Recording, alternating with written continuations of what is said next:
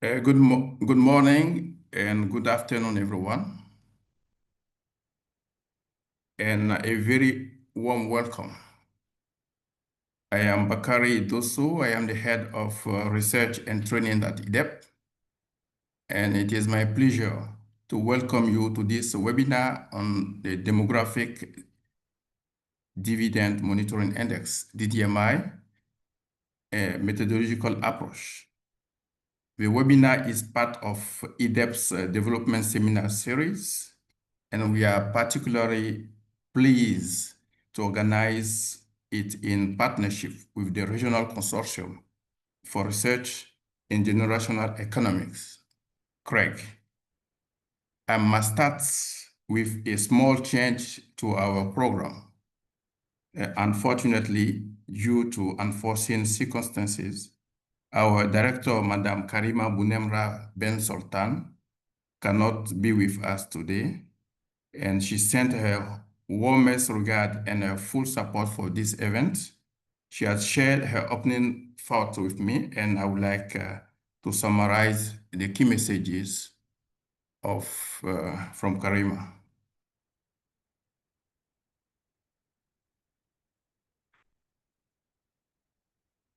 First, on the context, the director, Karima, underscores that Africa's unprecedented population growth, particularly its vast youth bulk, and is not just a statistic.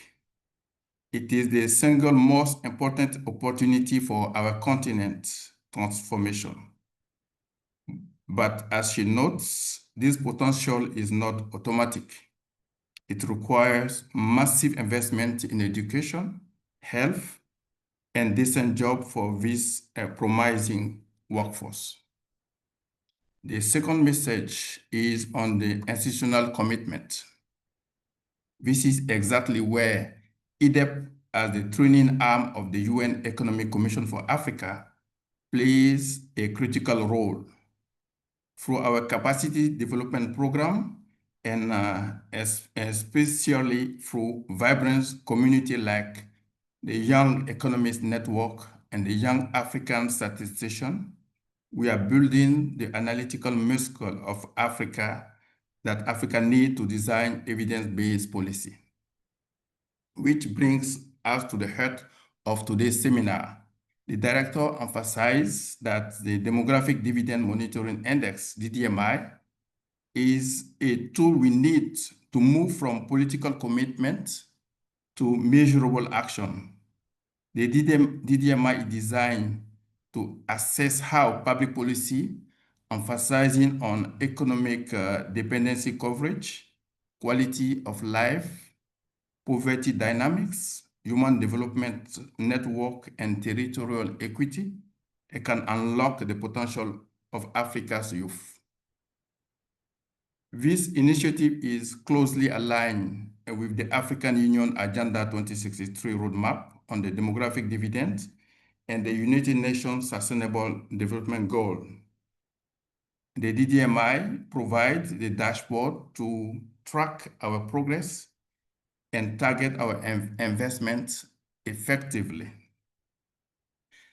Madam Karima Bunemra Ben Sultan concludes by extending a gratitude to our partner, CREG, to our distinguished speakers, and to all of you for your commitment, for your participation at this event.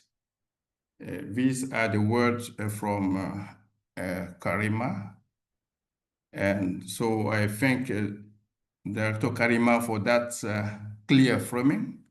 So building on that, the central question for our today's event becomes very clear. Thank you. So we have finished with the word of Karima. So let's move now to the webinar itself. If the DDMI is this essential dashboard for actions, what makes its methodology uniquely suited to capture Africa's complex reality, and how can we, as a community of practitioners, policymakers, academia, ensure that it is effectively used to accelerate progress?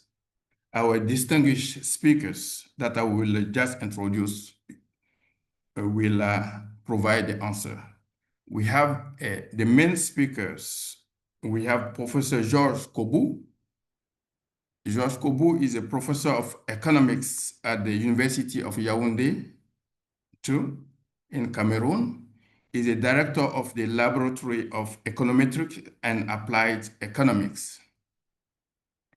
The second speaker is Professor Latif Dramani, who is a professor of economics at Iba Der Thiam University of Thiès, Senegal. He is a coordinator of the Regional Consortium for Research in Generational Economics, CREG. And we have three discussants. We have Professor Shirin Boshra Gali. He is a professor of economics at the Macroeconomic Policy Center of the Institute of National Planning, INP of Egypt.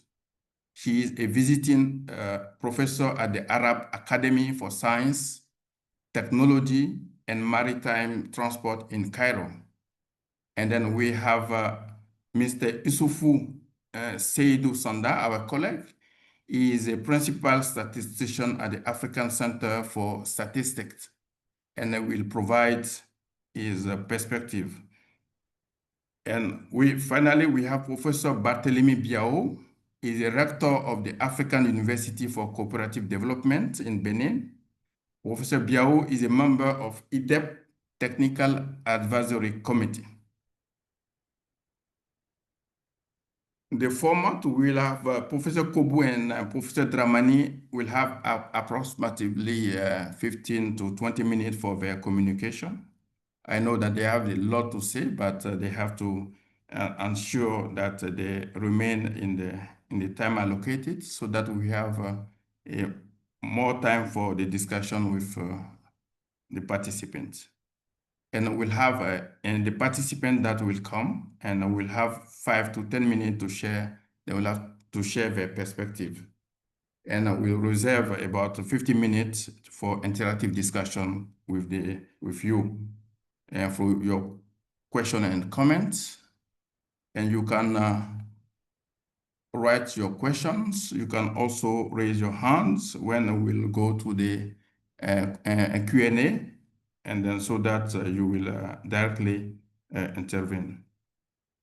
With that, I just want to thank you again. And now let me turn to Professor Georges Kobou for his presentation. Professor Kobou will give us the theoretical foundation of the index, Demographic Dividend Monitoring Index. And Professor Latif Dramani will give us the methodology itself. So thank you very much. Professor Kobou, please share your screen. Professor Latif, can you share the screen, and so that Professor Kobou will make his communication. Thank you.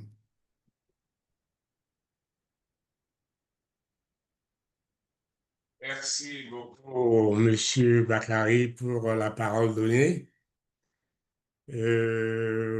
L'intervalle, le temps que vous nous donnez, vous l'avez vous-même dirigé en anglais. C'est court, mais on va essayer d'être le plus succinct possible. Je crois que c'est le professeur Latif qui déroule pour moi, puisque c'est lui qui partage l'écran. Alors, peut-être prochain slide pour qu'on voit le plan de présentation qui va être articulé sur deux grands points, à savoir en premier lieu les contours du dividende démographique ou bien toutes les dynamiques démographiques, démo-économiques. Et en second lieu, nous allons essayer de planter le décor avec l'économie générationnelle. Prochain slide. Alors, la démographie, c'est le destin. Et cet aphorisme de large portée se prête bien entendu au sujet que nous tenons aujourd'hui. Je n'ai pas envie d'aller beaucoup plus loin pour dire que depuis les mercantilistes et les classiques, il y a eu toujours un débat autour de la relation entre la démographie et l'économie. Et sur ce point, on avait entendu quelqu'un, un philosophe français, à savoir Jean Baudin, qui disait qu'il n'y a de richesse que l'homme, que les hommes, qui voulait montrer que quoique le facteur principal de la création de la richesse, c'est les hommes. Mais très rapidement, il avait été contraint à contredit par les classiques, surtout avec Kessner qui disait que c'est plutôt la richesse qui multiplie les hommes.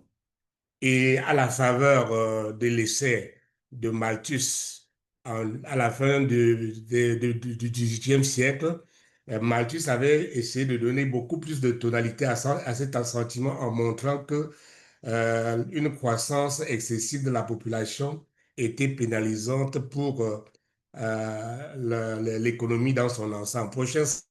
Alors, la controverse va ressurgir surtout dans les années 60, lorsque on a constaté, après l'indépendance, qu'il y avait une explosion démographique dans les pays en développement.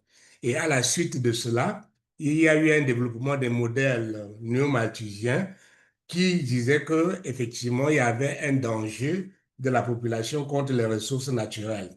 Mais si cette controverse a beaucoup pris de l'ampleur, c'est bien parce que jusqu'ici, on n'avait pas pris le soin d'essayer de regarder comment les trajectoires démographiques avaient une incidence sur l'économie dans son ensemble. Mais parce qu'il est très important de se rendre compte que ce sont ces trajectoires démographiques qui sont au cœur même de la création des richesses et qui sont au centre de la fenêtre démographique. Prochaine slide. Alors, bien entendu, la posture que nous sommes en train de vouloir développer ici, c'est celle de l'interaction entre les générations qui doivent s'appuyer sur les transferts sociaux entre ces différentes générations. Et l'économie générationnelle est bien entendu au cœur de ce que nous sommes en train de vouloir développer. Et bien avant d'arriver à l'économie générationnelle, il est important que nous voyons bien comment se plantent les décors avec le contour qui doivent s'imposer. Alors, dans ce cadre-là, prochain slide, nous allons voir maintenant que les contours, c'est la mise en perspective de la dynamique démographique. C'est après avoir bien compris ce que c'est que la transition démographique que nous allons bien comprendre la notion même du dividende démographique. De manière plus générale, Chesney, en s'inspirant des travaux séminaux, montre que la transition démographique, c'est le passage d'un système, d'un régime démographique où il y a une forte natalité, forte natalité et forte mortalité, vers un nouveau régime où il n'y a qu'une faible fécondité et une faible natalité. Prochain slide. Alors, c'est donc une étape importante. On a deux pionniers dans le phénomène, à savoir Nosten et Landry. Pour Nosten, la transition, c'est la croissance transitionnelle en référence au moment où la mortalité a décliné en provoquant une forte croissance démographique suivie de la baisse de la fécondité. Alors que Landry, pour lui, c'est un système qui est caractérisé par trois régimes. Le régime démographique primitif, qui est caractérisé par une natalité forte, le régime intermédiaire où la natalité est limitée et le régime contemporain où la natalité est totalement réduite. C'est bien entendu, comme on peut le voir sur le graphique suivant, vous avez le graphique ancien régime, c'est le premier régime là, vous voyez bien que la natalité et la mortalité sont très élevées. Régime intermédiaire, c'est une baisse et la baisse est beaucoup plus importante avec la courbe de la mortalité en verte. Et maintenant, alors, le dernier régime que vous voyez totalement à droite, où il y a une convergence entre le régime de natalité et le régime de mortalité. Alors, quelles sont les sources qui peuvent permettre d'expliquer ces régimes? Il y a trois aspects dans la théorie, à savoir la théorie structuro-fonctionnaliste qui pense que le déclin de la transition est lié aux transformations industrielles et à l'urbanisation. La deuxième, c'est l'approche culturaliste qui met en avant la diffusion des valeurs occidentales comme moteur de la transition démographique. Et la troisième théorie, c'est celle d'inspiration marxiste qui pense que ce sont les rapports de classe qui sont à l'origine de la transition démographique. Bien entendu, toutes ces théories situent ici la transition dans les changements sociaux structurels. Et ces diverses influences jouent le rôle dans la reproduction, contribuant alors au comportement qui débouche sur la fenêtre démographique. Point alors qui nous intéresse ici, c'est-à-dire maintenant la transition. Prochain slide, la transition ici qui va nous montrer bien ce que c'est que le dividende démographique. Alors de ce point de vue, on peut dire que le concept de la démographie, le concept de dividende démographique, c'est le gain potentiel qui est lié à la dynamique que nous avons mis en évidence tout à l'heure. C'est la relation entre croissance démographique et développement qui insiste sur l'impact négatif d'une forte croissance démographique sur le bien-être des individus. Mais lorsqu'on se limite uniquement aux aspects globaux, ça ne met pas vraiment en évidence le phénomène qu'on est en train d'étudier. Et il faut aller plus loin, notamment maintenant où, dans la structure de la population, à savoir les pyramides des âges, et c'est cela qui va être au cœur même du dividende démographique. Prochain slide. Alors, de ce point de vue, il y a deux auteurs séminaux qui ont, bon, bien entendu, joué le rôle sur l'approche, notamment Rand, qui doit montrer la lacune en intégrant ici la pyramide des âges. De ce point de vue, la croissance démographique a peu d'impact sur les performances économiques d'un pays donné, et c'est bien entendu en y intégrant les structures par âge qu'on va voir le gain bénéfique potentiel que la croissance démographique peut apporter. Et de ce point de vue, Bloom et Williams qualifient de don démographique la phase durant laquelle le changement de la structure par âge donne lieu à la croissance économique plus rapide. Alors, et de ce point de vue, il y a trois types de dividendes. Les deux premiers étant mis en évidence par Lee et Masson. Premier dividende, c'est l'augmentation de la population suite à la baisse du rapport de dépendance. Et le deuxième, c'est celui qui est lié à l'accumulation du capital dû au vieillissement et à l'augmentation de l'épargne. Et le troisième, lié à Dufresneau, insiste sur l'efficacité de la main-d'œuvre afin de maximiser le potentiel économique. Au total, le dividende démographique, bien entendu, s'inscrit dans une fenêtre d'opportunité qui est possible dans un contexte de transition démographique. Et comme l'a souligné M. Dosso tout à l'heure, ce n'est pas un phénomène automatique. Et pour bénéficier du dividende démographique, il faut mobiliser quatre éléments importants, à savoir le capital humain. On va le voir avec le graphique qui vient. Vous voyez très bien que au départ, on a la structure de la population. Si on combine ça à l'éducation, à la santé, à la gouvernance, à l'économie, alors il est possible d'avoir le dividende démographique. Donc, il faut bien activer ces éléments. Et bien entendu, l'approche qui intègre la structure par âge accompagne la transition démographique à la base de la solidarité intergénérationnelle. Et bien entendu, c'est cette solidarité qui doit être au cœur maintenant de l'économie générationnelle. Alors, de nos jours, l'économie et la démographie constituent le temps de recherche, comme on l'a dit. Mais ici, l'économie générationnelle consiste à appréhender l'économie à travers les différents liens entre les générations. On a vu la structure par âge tout à l'heure. Et il est important de présenter d'abord le socle de base avant maintenant d'aller à l'économie générationnelle. Alors, dans le modèle, le cadre de base du modèle, prochain slide, le cadre de base du modèle, c'est le modèle de cycle de vie. La théorie du cycle de vie est fondée sur l'idée que les ménages décident de leur consommation courante dans une perspective de choix intertemporel. L'hypothèse centrale, c'est que lorsque le taux d'épargne dans une économie dépend de la structure par âge de la population et de la répartition des périodes d'activité et de non-activité. Et c'est une remise en cause pour les économistes de la théorie keynésienne. Prochain slide. Alors, sur la base de la littérature fournie par Modigliani, le principe à la base est celui-ci. Un ménage s'efforce de maintenir constant son niveau de consommation tout au long de son cycle de vie, malgré les variations de son revenu. Et comme le revenu baisse en général lors du passage à la retraite, alors le ménage va épargner durant sa vie afin de pouvoir conserver son niveau de consommation au cours de sa retraite. Prochain slide. On va d'ailleurs bien le voir que selon cette théorie-là, le ménage est censé épargner uniquement pour désépargner plus tard. Le patrimoine accumulé au cours de l'existence a vocation à être consommé à la fin du cycle. Et le graphique qui va venir par la suite nous montre cela très bien. Vous voyez bien très le graphique 3. La courbe de la consommation est lissée. À la jeunesse, on épargne. Et au cours, on emprunte, pardon, pour consommer, et pendant la période de la vie active, on constitue cette épargne pour rembourser et également pour mettre pour la retraite. Et à la retraite, on va utiliser cette épargne pour pouvoir maintenant alors consommer de telle sorte que de manière générale, la courbe de la consommation est lissée. Alors, comme ce graphique nous montre comment la courbe de la consommation est lissée, la théorie du cycle de vie, qu'on doit maintenant mobiliser. Prochain slide pour pouvoir maintenant alors montrer la dynamique qui est à l'origine de compte des dynamiques des mots économiques. Alors, ces dynamiques maintenant se passent par le compte de transferts nationaux. Et ces comptes de transferts nationaux reposent sur les travaux pionniers d'Alain et Samuelson qui ont travaillé sur le modèle de génération imbriquée. Et en renforçant sa prochaine slide, par quoi? Par la théorie du cycle de vie, on va se rendre bien compte que Lee développera un modèle de cycle de vie beaucoup plus complet en incluant la consommation agrégée, l'épargne, les transferts et la dette publique, tout cela en comptant les taux de natalité et de survie.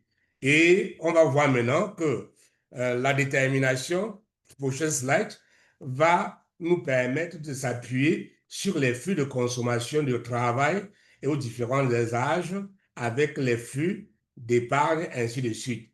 Les jeunes sont dans une situation de déficit alors que les plus âgés travaillent et dégagent un surplus économique. On va d'ailleurs le voir beaucoup mieux maintenant avec l'équation suivante, où on va voir que l'équation, le membre de droite là, c'est ce qu'on appelle ici le déficit de cycle. Le déficit de cycle, qui a la consommation à l'âge A. YL, c'est le revenu du travail. T plus A et T plus moins, ce sont les transferts reçus et les transferts versés. YA, c'est le revenu du patrimoine et SA, c'est l'épargne. Cette équation est la traduction palpable maintenant de ce qui doit se passer.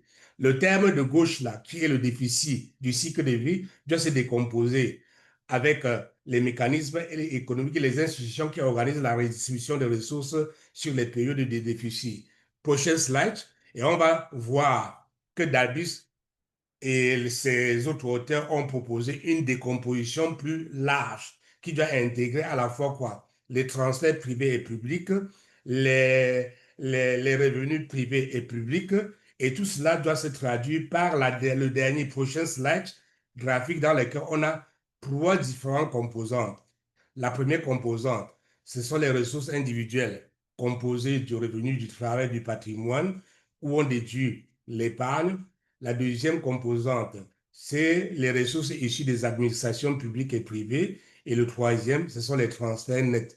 C'est l'ensemble de ces composantes qui sont au cœur de ce que nous sommes en train de vouloir étudier. Et au total, en ayant mis en perspective ces éléments, on voit maintenant apparaître les aspects que le professeur Latif doit mettre en contribution, à savoir ces indicateurs qui reposent sur le ratio de dépendance, sur le ratio de soutien potentiel, sur l'approche par la modèle de croissance, l'approche par les simulations macroéconomiques et l'approche par les comptes de transfert, qui sont des outils qui doivent être valorisés dans le cadre de la mise en œuvre de l'indice de développement, le dividende démographique nécessaire pour mener à bien nos politiques économiques. Merci. Je pense que j'espère que j'ai bien tenu dans le temps. On a parlé un peu plus vite parce qu'il est important, mais je crois qu'on pourra revenir. Le document est là et il y avait beaucoup de choses à dire, mais j'ai essayé au mieux de ramasser cela dans l'intervalle de temps que vous m'avez donné. Merci beaucoup. Thank you. Well done, Professor George Kobu. You provided the theoretical foundation of the DMI, Demographic Dividend Monitoring Index, and you justly recall that the demographic dividend is not automatic, that it requires a specific window and during which we have to invest.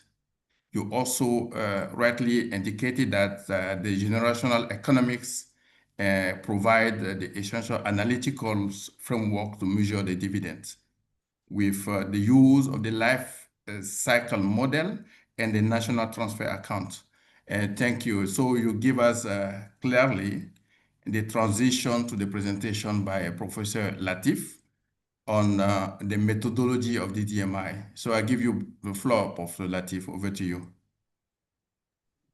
Et merci beaucoup, Chief Bakari. Bonjour à toutes et à tous. Donc, merci aussi au prof Kobu pour l'introduction sur les aspects théoriques. Donc, à mon tour de présenter la méthodologie de l'indice de suivi des dividendes démographiques que nous appelons communément DDMI. Donc, avant toute chose, on voudrait remercier les institutions qui ont supporté la recherche, principalement la Fondation Hewlett, avec plusieurs séries de grants, et aussi le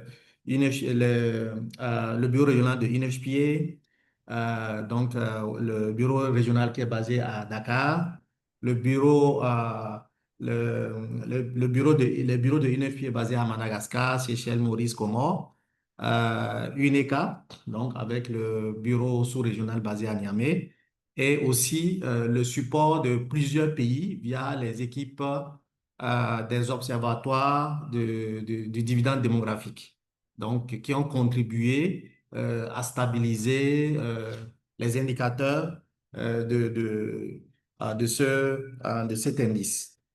Donc, voilà, donc on aura 4 points. Donc, on va voir les éléments de contexte.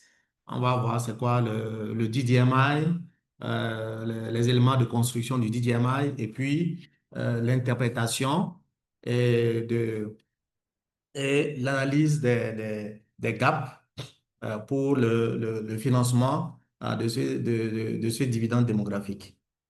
Donc, sur les aspects de contexte, donc nous savons que l'Afrique aujourd'hui c'est le continent le plus jeune sur tous les continents peuplés. Donc nous avons une population très jeune, mais le gros souci que nous avons, c'est le problème de créer du travail. Donc on a une main-d'œuvre, la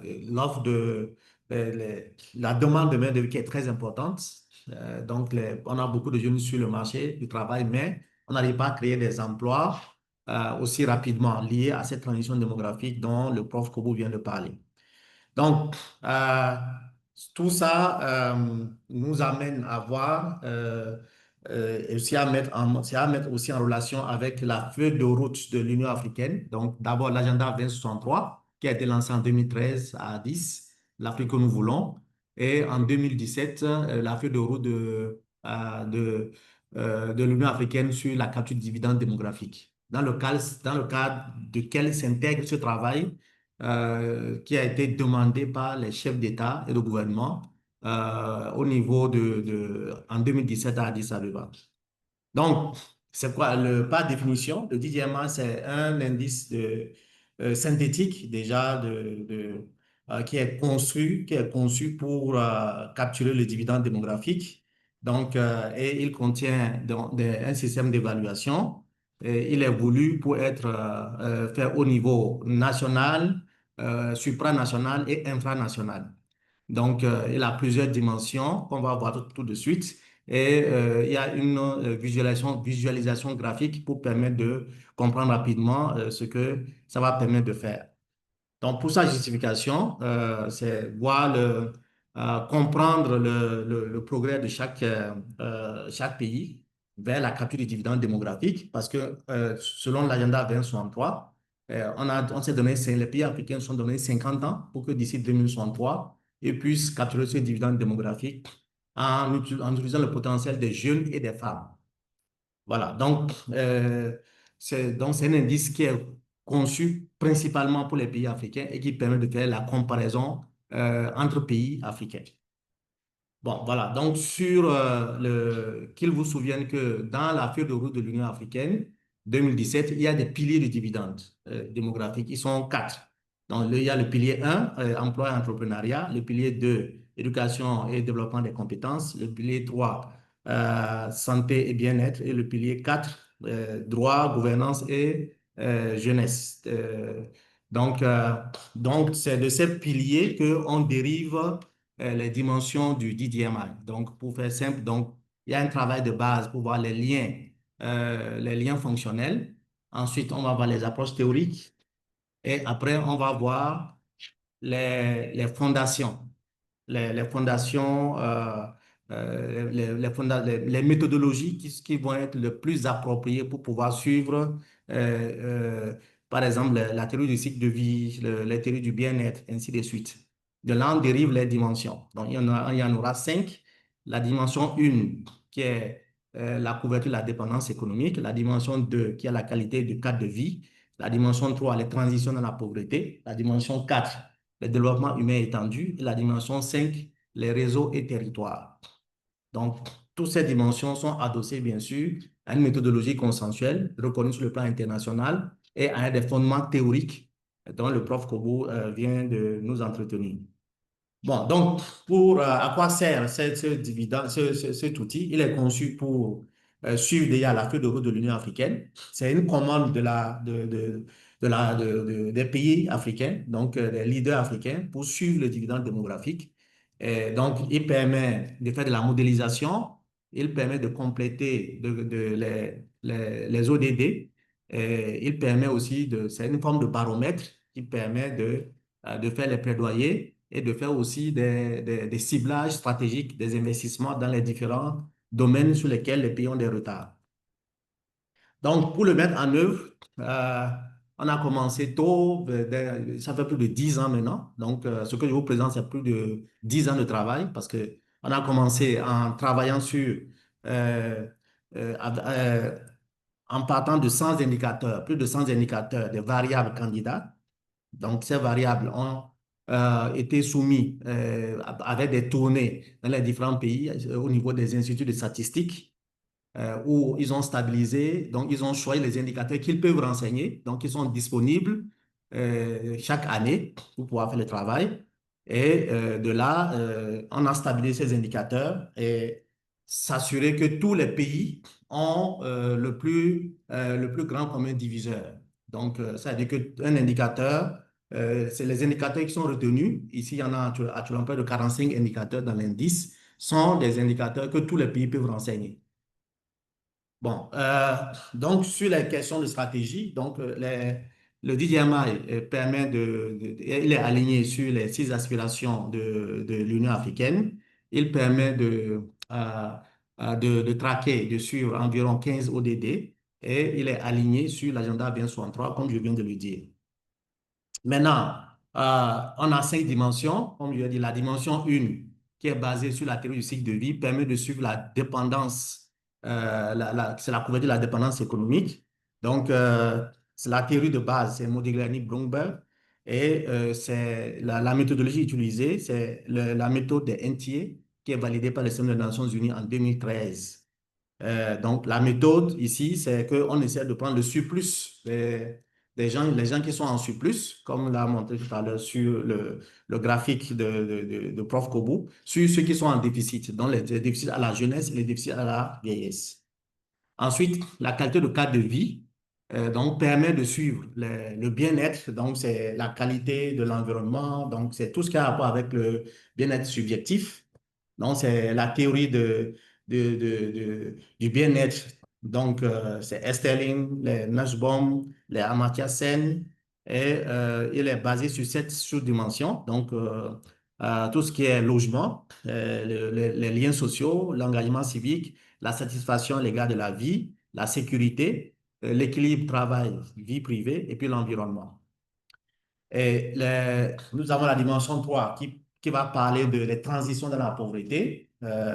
Donc, c'est les sources, c'est l'Anjou, Dang, et on utilise ici les panels, donc les panels avec les enquêtes de nos pays pour suivre la sortie de pauvreté. On cherche à voir entre 2 périodes, quand est-ce que les ménages arrivent à sortir de la pauvreté. S'ils arrivent à sortir de la pauvreté, cela suppose que les politiques sont en train de marcher.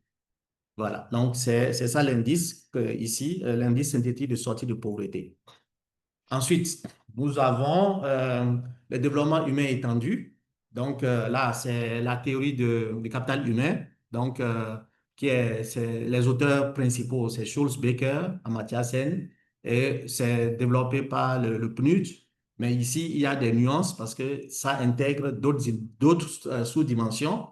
La santé, l'éducation et puis la consommation. Parce que nous, on est dans une approche cycle de vie. Donc, ce n'est pas le revenu qui nous intéresse, mais c'est la capacité des ménages à consommer. Voilà. Donc, ensuite, nous avons la dernière dimension. Donc, c'est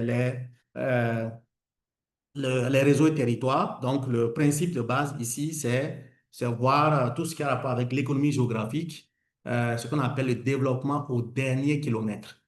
Donc, il s'agit de tout ce qui a rapport avec la théorie des clusters de croissance, les théories de changement social, l'économie institutionnelle, etc. Donc, l'économie régionale, parce que chaque région dans nos pays a une économie. Donc, ici, il s'agit on travaille sur 4 sous-dimensions: l'urbanisation, la migration, les flux financiers et les infrastructures de base. Donc, ça, ce sont des éléments qui permettent de faire de l'économie géographique et aussi de parler de développement au dernier kilomètre. Parce que si chaque sous-ensemble d'un pays est développé, chaque région, chaque localité, à terme, c'est que le pays sera développé. Et de là, nous avons la synthèse. Donc ici, c'est le DDMI, ici, qui est l'indice de synthétique de suivi des dividendes démographiques, qui est une moyenne géométrique de ces 5 dimensions. Moyenne géométrique parce qu'on ne veut pas qu'il y ait des compensations entre les dimensions. Donc, permet de voir qu'est-ce qui se passe entre la synthèse de tout, de ces 5 dimensions-là. Bon, donc voilà, donc de façon schématique, donc l'indice synthétique, c'est les 5 dimensions. Donc, on commence avec le déficit de cycle de vie, avec la dépendance. Ensuite, on va vers le better life, donc la qualité de cadre de vie, les transitions dans la pauvreté, le développement humain étendu et les réseaux et territoires. Donc, l'indice est flexible, 5 dimensions, et on peut le faire selon le milieu de résidence, selon le sexe, ainsi de suite. Voilà, donc on peut le faire aussi pour des groupes spécifiques. Voilà, donc comment l'indice est conçu. Et ici, c'est les sous-dimensions. Donc, vous avez la dimension. La dimension 1, elle a 5 sous-dimensions: consommation, revenu du travail, le revenu du patrimoine, les transferts et l'épargne. Et les autres dès qu'il permet de suivre. Donc, la qualité de cadre de vie, donc c'est 7 sous-dimensions dont on a déjà parlé. Donc, logement, les réseaux sociaux, l'environnement, l'engagement civique, la satisfaction à l'égard de la vie, la sécurité et l'équilibre vie privée. Et nous avons les transitions de la pauvreté, donc nous avons 4 sous-dimensions. Donc, c'est la trappe à pauvreté, les entrées dans la pauvreté, donc les basculements dans la pauvreté, les sorties de pauvreté et la non-pauvreté pure. Et pour le développement humain étendu, ces 3 sous-dimensions, nous avons l'éducation, la santé et le niveau de vie. Pour les réseaux et territoires, donc c'est urbanisation, migration, flux financiers et infrastructures de base. Bon, donc, une fois qu'on a ça, on va essayer de comment on interprète l'indice. Donc, l'indice on va suivre un principe de construction des indices, de ces indices synthétiques, donc qui ont des normes en matière sur le plan statistique qui doivent être respectées. Et ici, on respecte le principe de l'optimum de Pareto. Donc, entre 0 et 50%, on va dire que l'indice est faible. Donc, ça veut dire que le pays ou la région n'utilise pas son potentiel de dividende démographique. Entre 50 et 80, on va dire que c'est moyen, acceptable. Donc, le pays ou la région utilise faiblement son potentiel. Et au-delà de 80, c'est que le pays ou la région exploite son potentiel du dividende démographique. Voilà, donc ici, on va le représenter par ce qu'on appelle ce diagramme, donc qui est le diagramme de Porter, donc qui se représente comme un pentagramme avec les 5 dimensions. Et donc, cet outil aussi est utilisé pour faire du ciblage, ce qu'on appelle le ciblage stratégique, pour voir quelles sont les dimensions ou les sous-dimensions. Parce qu'on peut faire il est précis parce qu'il permet de savoir où est-ce que ça n'a pas marché dans un pays pour une année donnée. ou bien sur une série une période donnée. Donc, est-ce que c'est la dépendance économique qui a un problème? Est-ce que c'est la qualité du cadre de vie? Est-ce que c'est quelle dimension a un problème? Et aussi, il est sensible, comme on a dit, on peut le faire selon le sexe, selon le lieu de résidence, ainsi de suite. Et selon les régions. Donc, on aura tout à l'heure les, des expériences qu'on va vous montrer. Donc, il permet de faire le gap analysis, donc pour faire l'investissement par rapport à l'investissement stratégique. Donc, on peut aller d'une situation actuelle à une situation désirée via un plan d'action, donc sur lequel on travaille certains pays aujourd'hui pour faire le gap analysis. Donc, c'est-à-dire pour voir là où ça ne va pas. Donc, c'est faire le diagnostic de base. Donc aujourd'hui, par exemple, on utilise ça pour un pays comme le Sénégal l'utilise avec les nouvelles autorités qui sont arrivées au Sénégal. Et ici, on a pris un exemple simple parce qu'il y a un outil plus élaboré qu'on appelle la budgétisation sensible aux dividendes démographiques qui permet de partir de diagnostic pour voir qu'est-ce qui n'a pas marché. Est-ce que c'est parce qu'on n'a pas bien alloué le budget ou qu'est-ce qui s'est passé pour que, ben, comment on devrait investir pour pouvoir atteindre tel résultat? Puisque nos chefs, les chefs de gouvernement et les chefs d'État ont dit en 2017 à Addis Abeba, le problème que nous avons, c'est que nous faisons déjà tout. Maintenant, comment on doit mieux le faire? C'est ça la question qui a été posée. Et l'outil permet de répondre à cette question en faisant les ciblages pour dire, voici le problème que vous avez dans tel pays, dans telle région, par rapport à aux différentes dimensions. Bon, donc, de façon synthétique, le DDMA aujourd'hui est appliqué dans presque 15 pays, dans 15 pays. C'est 5 dimensions, c'est 23 sous-dimensions, c'est 45 indicateurs, c'est 2 manuels de formation, c'est 6 ouvrages publiés et c'est plus de 400 experts formés et plus de 60 rapports qui sont disponibles et des policy briefs dans les différents pays, en Afrique de l'Ouest, du centre et dans l'océan Indien, Madagascar, Seychelles et les autres pays. Bon, quelques résultats. Donc, ici, vous avez quelques résultats des différents pays. Donc, c'est des résultats sélectionnés, donc de quelques pays. Donc, on voit ici que ces pays ont fait l'exercice. Donc c'est les résultats qu'on présente sont des résultats officiels des différents pays et qui ont des rapports nationaux disponibles. Et on a pris le cas du Sénégal pour illustrer que l'indice est désagrégé. On peut le désagréger au niveau infra. Donc ici, on a calculé l'indice pour les 14 régions du Sénégal. Donc presque tous les pays d'Afrique de l'Ouest ont leur indice au niveau infra. Le Bénin, le Burkina Faso, le Mali, le Niger, la Mauritanie, la Guinée, etc. La Gambie, donc ils ont ces mêmes résultats au niveau infra, au niveau régional. Et voilà, donc pour finir, voilà les publications. Ça, c'est la publication à venir sur la budgétisation sensible aux dividendes démographiques aux éditions Harmattan. C'est prévu d'ici la fin de l'année. Nous avons des publications qui ont été faites sur le modèle théorique et les fondements normatifs, le modèle normatif. C'est déjà disponible aux éditions Harmattan. Nous avons cette publication qui est basée sur le Sénégal, donc qui montre le dividende démographique et développement durable au Sénégal. Et nous avons les manuels de formation disponibles sur le DDMI en français et en anglais sur le site de la BSDD, qui est le site du CREG, disponible et téléchargeable. Voilà, donc ce site est là. Donc, vous pouvez télécharger ces documents au niveau de ce site. Donc, voilà, donc, Chief Bakary, ce que je voulais dire sur la méthodologie de cet indice qui nous a pris plus d'une dizaine d'années pour le développement et la mise en œuvre dans les pays en Afrique. Merci. Thank you very much, Professor Dramani, for this presentation. Your presentation moves beyond the theory that was communicated by Professor Kobu to present the DDMI itself as a ready-to-use tool.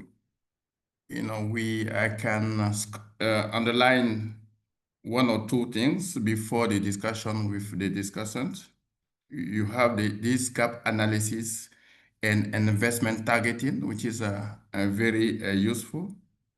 And you also underline that the DDMI is flexible, because through its 5 sub components, It's comprehensive for the component. It's flexible because it allows for gender and also allow for sectoral and subnational analysis, like in the case of Senegal. This is indeed very good. So let me go now to our discussants. Let me start with Professor Shireen Ghali, who is an associate professor of economic at the Institute of National Planning of Egypt. ENP is also a partner with EDEP. We have an MOU between the two institutions. Welcome. Thank you, Professor Ghali, for joining us. Based on your expertise with ENP and ODEP, what is the point vis-a-vis the DDMI? How can we use the DDMI for integration in national plannings and also other tools? And for you, how can you use this gap analysis and investment targeting for accelerating development on the continent? If you hear me, please, over to you, Professor Shireen Ghali. Thank you a lot. Thank you a lot, Bakary. I am delighted to be part of this important webinar, and I want to thank the professors for their informative presentations. I am so happy to be today with you because this is a critical, important question. Integrating a tool like DDMI is at the heart of evidence-based policymaking. I am pleased to share some perspectives drawn from the field of national planning. Actually, integrating a complex multi-dimensional index like the DDMI effectively required a phase and strategic approach that moves it from a simple reporting tool to a core decision-making instrument.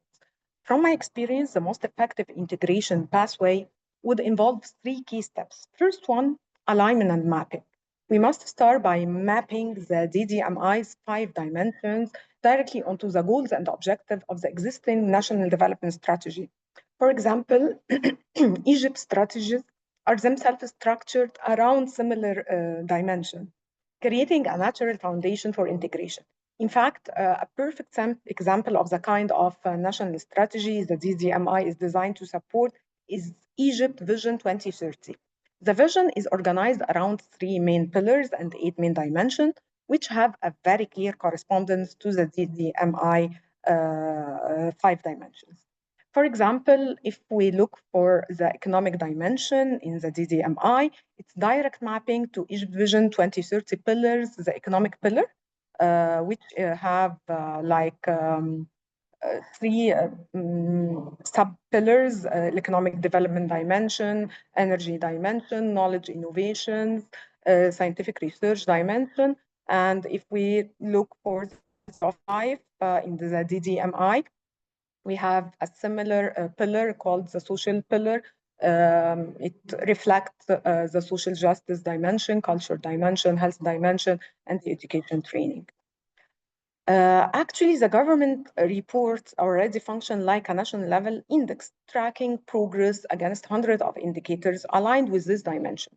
The value of sub-national index like the DDMI would add is the ability to show how different places or governorate or regions are progressing differently within the national framework. Another example we have in Egypt is the new narrative. This is where the mapping become more strategic and less about a rigid document. The New Republic narrative, which was launched this month, is a political and vision framework that emphasizes tangible achievement and break from past challenges. The alignment here is demonstrated through mega projects and national initiatives. So it can add the economic, the infrastructure, the quality of life, all these aspects. It also aligns with what we have here in Egypt. It's called National Population Strategy. This is a very specific and clear-cut case of mapping because it has a direct and narrow focus on issues that cut across several DDMI dimensions, which are human development, quality of life, and economic dimension. Second point, how to embedding into the budget cycle. This is the most critical step. The DZMI must be integrated into the medium-term expenditure framework at specific trigger points. During the situational analysis phase, the DMI subnational scores would become the diagnostic tool to identify regional disparities and sectorial weakness, moving beyond unreliable evidence. In the formulation of ministerial budget bids, ministers would be required to justify their funding request by demonstrating how their proposed programs would directly impose or improve specific indicators within the DZMI that fall under their mandate, of course. In performing monitoring, the DZMI would become a key performance indicator for the government itself. Annual budget performance report would track not just financial expenditure, but progress against the DZMI scores, creating a powerful feedback loop. Regarding the institution challenges, we have maybe like 3 principles. The siloed mentality and institutional resistance. The DMI strength is its interconnectedness, but government are often organized into solid ministries. Finance ministry, for example, might see it as social tool. The planning ministry might see as economic tool. So overcoming this requires strong political leadership and potentially creating interministerial committee tasked with the DMI oversight. Second point, the data capacity and timeless. The DMI's pivots can on high quality frequent data. A significant challenge is the capacity of National Statistical Office to collect, verify, and disaggregate this data annually because it requires a lot of data. Third point, attribution and complexity.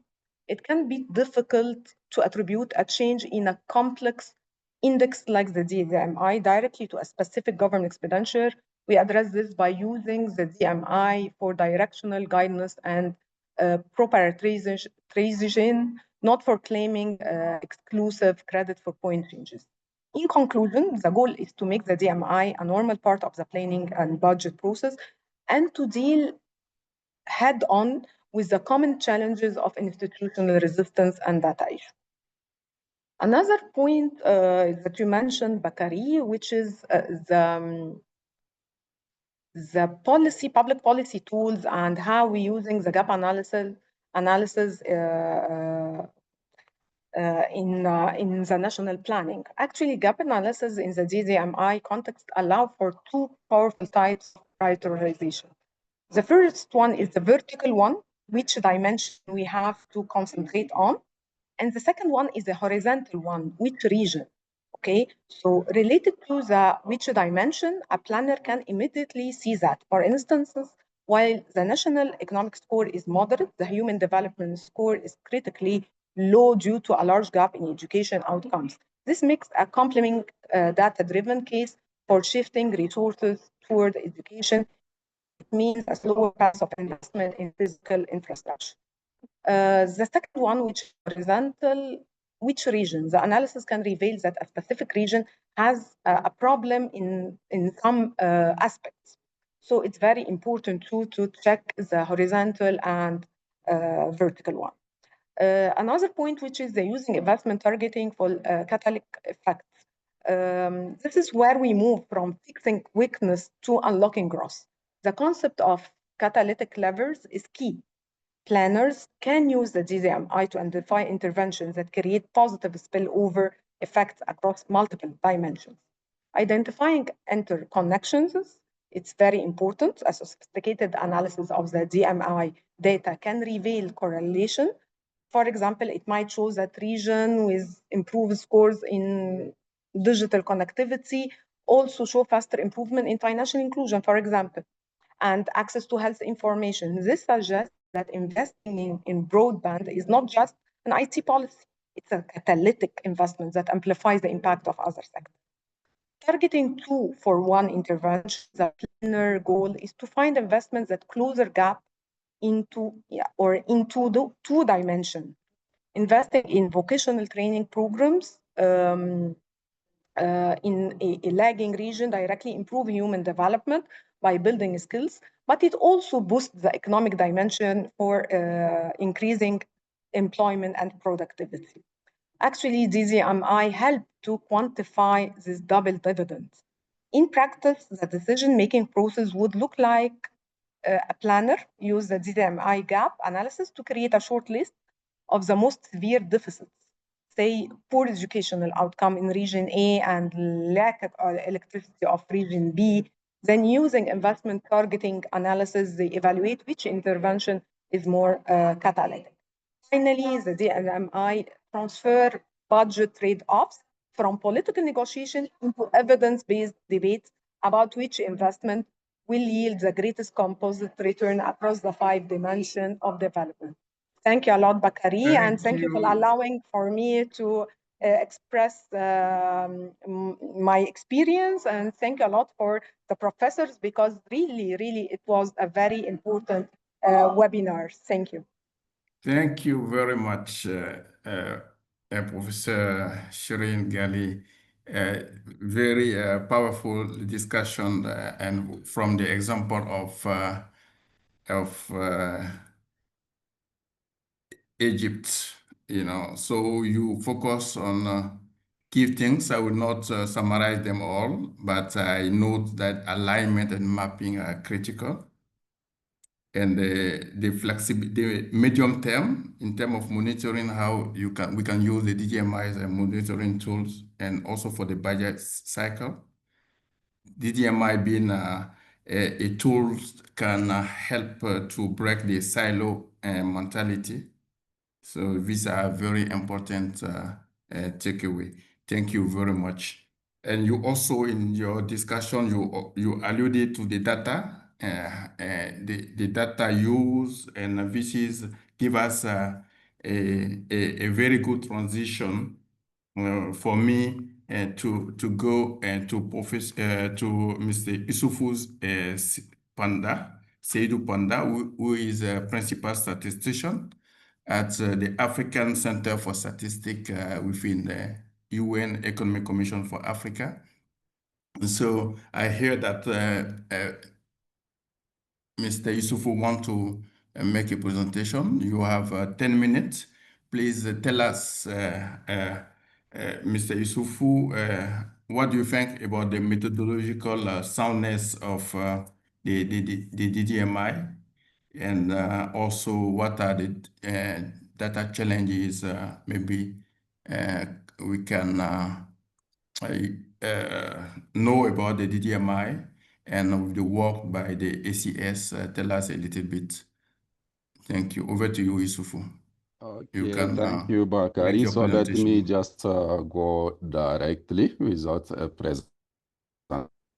So I will start by commending the development of the demographic dividend monitoring index, because it is really a valuable tool for tracking progress, as was mentioned by the discussant, across the dimension of development.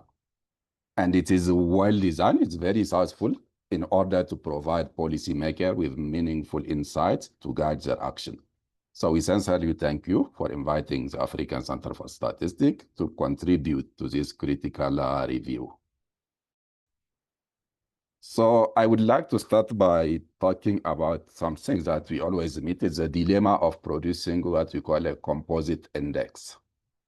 One of the dilemma is the fact that we are trying to make a balance between what we call simplicity and nuance.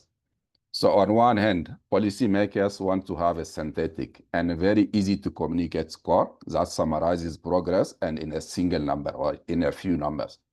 But on the other hand, we know that reality is always very complex. And when we aggregate the measure too much, the risk is that sometimes we may overlook some important country-specific or sectoral shortfalls. So in special cases like if you have a region which has strong education outcome, but you have persistent health crisis, you may overlook one thing when you aggregate the things into an index, and it is always a dilemma to see what is the best balance between having something that is simple or retain a communicative power in a single index, and at the same time to ensure that it does not oversimplify or mask the weakness. And I think a good work has been done here for this DDMI to make sure that there is a balance between these two things. I also want to talk about the limit of power and the need for context, because every time we are using indicators to monitor our economy and we are trying to make a policy and to anticipate some crises, but the crises, they will always happen. And every time there is a crisis, what do we say? What did we fail to see coming? What was missing in our indices that we are monitoring? So just as I mentioned before, the strength of the index is providing a broad synthetic overview, but it cannot replace contextual judgment required. Because the fact is that what we need to monitor depends on where we are. So this is what we call a transition between different states. So the recommendations that you are going to give to a country who is at this state will not be the same that will give to the country at the other state. And it's very important that we understand that when we are using a composite index, because it is just something to help us, but we need to dig down. And here we need to dig down to go into the specificity, and we even need to make sure that really the index is capturing specificity of this country. This is how we can make it the most useful possible. The choice, the methodological choice in the index is also something that we can discuss. We know that we like to use equal weighting. It is very simple because we want to give all the indicators the same weight, but at the same time, we know that in the literature, there is some of using the same weights. Are really all the dimensions equally important? Here we have used a geometric weight so that we know that when one dimension is going down, it doesn't pull back all the index. So it is very good not to make one dimension hide the other. But the equal weighting assumes also that you are really giving the dimensions the same weight. For other indices, generally, here you have built a lot of the theory. Because you have built it a lot of the economic theory and a lot of the social theory, it makes it sound, but sometimes what we use is a statistical method to give weights. Like we don't go into the economic theory. We take the indicator, we run them into what we call a principal component analysis, and that is the data that is going to tell us the weights that you are giving to each dimension. So both approaches are equally important, but we note that here really it's a heavily theory driven. You have used the geometric mean that lagging performance in one dimension will drag down the score so that we don't miss any important dimension. But we should note also that the country ranking here is important. The index might be sensitive to weighting choices, so maybe minor changes in some weights can have important impact on the overall index. And then we need also to be mindful of what the standardization and the outlier, because sometimes when there are some outlier, we need to make sure that we are removing the outlier so that one outlier is not going to make the index go very high or very low. And we use min max, z-score, and so on and so on. So to use the index in the best way, what we recommend here is to be mindful first of sensitivity and uncertainty analysis. When you are varying the weight of the different indicator, doing some normalization and imputation, we can use some methodologies to test really how sensitive is our index to this variation, or when we know that there are always some missing data, and when the data are missing, we have to go to do some estimation, some imputation to replace the missing data, and there's always some variance. So how sensitive is our index to this? It's important that we focus on this. Maybe you have already done that, maybe there's some methodology, but it's good to have some robust sensitivity analysis. And that is important also to have transparency and documentation. You have made a good work explaining to us the index. You have been working on it since 10 years. So there is a good documentation. It is commendable. Now, let's talk about the data challenges. It's a link to what we have already mentioned. When you have some data that are missing, you will have to do some imputation, and your imputation method might produce bias in the index. the biggest challenge here, you are relying heavily on civil registration and vital statistic data. And we know that this is an area where we have been working a lot to improve civil registration and vital statistic, but we still have some gaps. We have gaps in the civil registration in African countries, and it makes it difficult to have these indicators and to have them reliably, like fertility, mortality, dependency ratio. Often they are based on a model estimate, or they are based on household survey, but the household surveys are not frequent enough. The latest household survey may be 5 years ago, 10 years ago. And then when you take 10 years ago a household survey, you make some projection today, you have some idea of the structure of your population, but you know that it is biased. Certainly the structure of the population today cannot be the same as 5 years ago, and this has some limitation in the quality of the data. In education and labor statistics also, it is the same issue. Education, generally, you can have indicators because you are taking administrative data from the school, from the ministries, but administrative data are always underestimated, that we know. You need to complete them with some surveys, and labor statistics are very weak on the African continent. Labor force survey, people are supposed to run them every year, but sometimes countries can do 10 years without organizing a labor force survey. And when you go to the ILO website, you will see that you have mostly ILO estimates rather than direct measure coming from a survey. So this is also some limitations that you should be mindful of in the best use of the index. And then about health and human capital data, this is also an area where we really need to encourage the statistical offices to produce more data in this area, because should focus on our priority, on the policies that we want to run. And there are also areas where the data are really poor. The data are poor. We are getting this data from household surveys like demographic and health surveys, but we know particularly in the current issues where there is a limitation of the funding, this demographic and health survey, I think we are having challenges producing them and even using the data because of the current situation. And then there are issues and geospatial data also. These are data that we need a lot, but we are not producing them in the best way, I would say. So the recommendation for these data gaps, the first that we would say is trying to leverage big data and new data sources. We know that today we can use mobile phone records, we can use satellite imageries, we can use big data to fill the gaps in the data set. There are examples where mobile network data have been piloted to track mobility, urbanization, even economic activities. There are cases where we can use nighttime light imagery as a proxy for poverty, for well-being. While there's challenges in privacy and there is still not a lot of expertise, we have developed some data science champions in Africa where we are trying to deal with these issues. We should also expand digital and mobile collection like computer-assisted interviews, mobile phone surveys. We have been promoting it a lot, particularly at the time of COVID-19 when we couldn't go to do normal surveys. We have been promoting the use of telephone-assisted interviews. So we should continue. It is a good practice because it improves the data. Then we need to promote coordination and harmonization. When countries have the same challenges, you discuss and you have collective solution.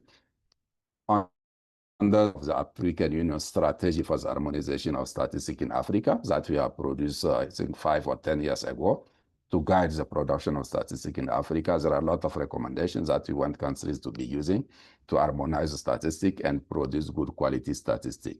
And then, of course, it is important to strengthen national statistical capacity. When we are using indices like this, the good thing is that it is going to show the data gaps, and then policymakers are going to understand that statistic is important, that we need this data. And then we are going to use it as an opportunity and say, okay, now we are going to help you to improve your statistical capacity because we need to see what is going on. We need these kind of indices because they are very helpful for policies, they are very helpful for predicting our future and to take the most of our demographic dividend. So this is where I will end my intervention. Thank you very much. Thank you very much, Issoufou, for this critical analysis of the index. So we note from your communication that the DDMI is well balanced, is in terms of the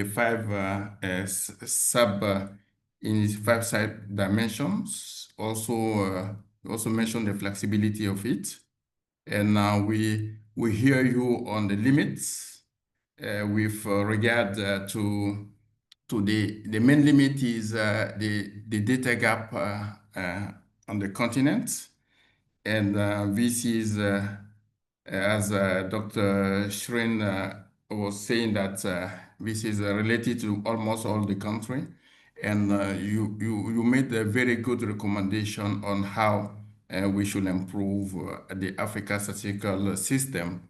And this, a tool like the DDMI is very, very good. So we can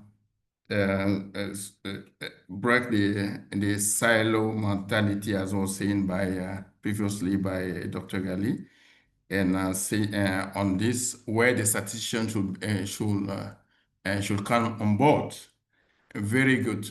And then so we'll have Professor Latif and Professor Kobo will have time to come back to some of your questions. Before that, let me move to Professor Barthélemy Biao, and I will switch in French. Professor Barthélemy Biao est le recteur de l'Université de développement coopératif africain basé au Bénin. Un professeur, donc, il a lu dans les documents qui ont été projetés par le professeur Latif, que vous avez coproduit certains des livres qui ont été projetés sur le DDMI et autres notamment. Est-ce que pouvez-vous nous dire brièvement comment l'outil DDMI, on peut l'utiliser en termes de développement local?